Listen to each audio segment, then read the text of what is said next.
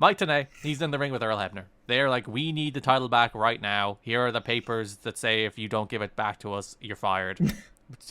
That felt like a weird contrived prop for Joe to just rip something up, by the way, but still. Joe comes out. The crowd chants, keep the title at Joe. He analyzes the papers. Joe rips up the documents as, for the first time in TNA history, Kurt Angle's music hits. It is, like, I do love that, like, people kind of like, what the fuck's happening? They're like, oh shit!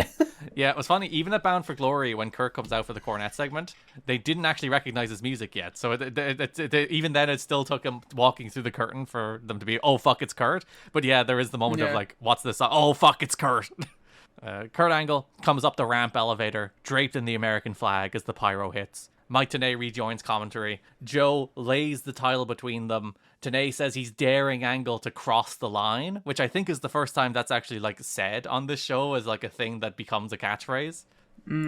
Comes the catchphrase. They go nose to nose before Angle headbutts Samoa Joe and hits the Olympic Slam. This is where Tenay goes into overdrive. He's like, can you believe it? Kurt Angle's in the Impact Zone. His call of like Olympic Slam by Angle on Samoa Joe. All fucking timer. Tenay's so good here. Everything's going fucking nuts. Building going absolutely crazy.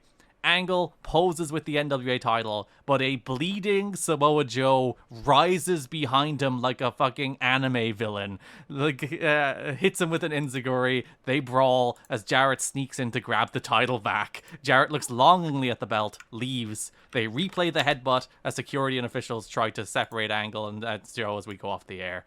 But yeah, the headbutt is like one of the iconic moments.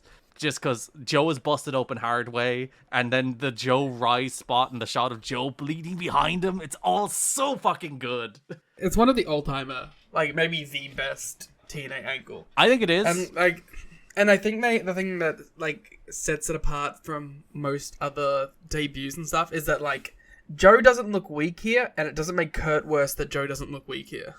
Like they somehow. And I guess that is kind of hard to do in wrestling, is like they made them both feel equally as important during the Kurt Angle debut, which is like crazy. Yeah, it wasn't just Kurt Angle eating up Joe after Joe was the guy in TNA for 18 months.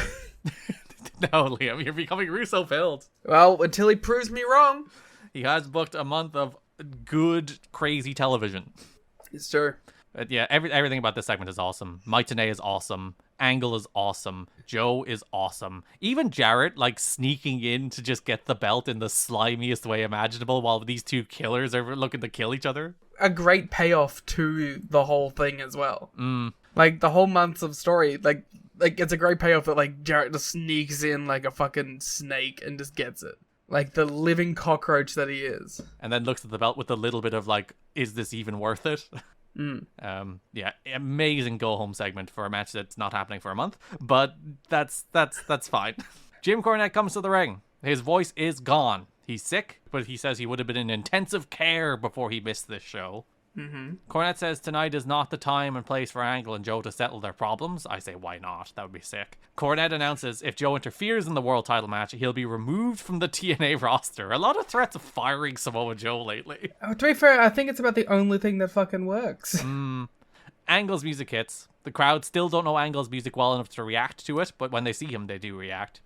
Kurt says TNA is the best, screw the rest. It says Jarrett versus Sting will be one of the greatest main event matches ever, and he'll call it down the middle. But then he turns to the Cornette and says, I don't need a buffer between me and Samoa Joe. Joe comes out, they brawl, security immediately separates them. They break off a couple of times as they scream furiously at each other. It's very weird to see an Angle on pay-per-view for TNA. You don't get a ton of, like, big, like, you know, we're going to have a talkie segment in the middle of a TNA pay-per-view. Yeah, I'm trying to think. The last one that immediately comes to mind is the Christian debut, and that was nearly a year ago at this point.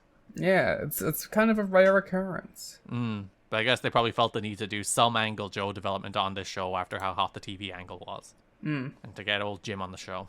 Jim, who is still around. And has not... There is some stuff about how he was, like, bad-mouthing Russo at, like, the Fan Fest. As he fucking should, to be fair. But yeah, Jim hangs on for a good while with Russo around, so... They managed to keep it separate for a minute.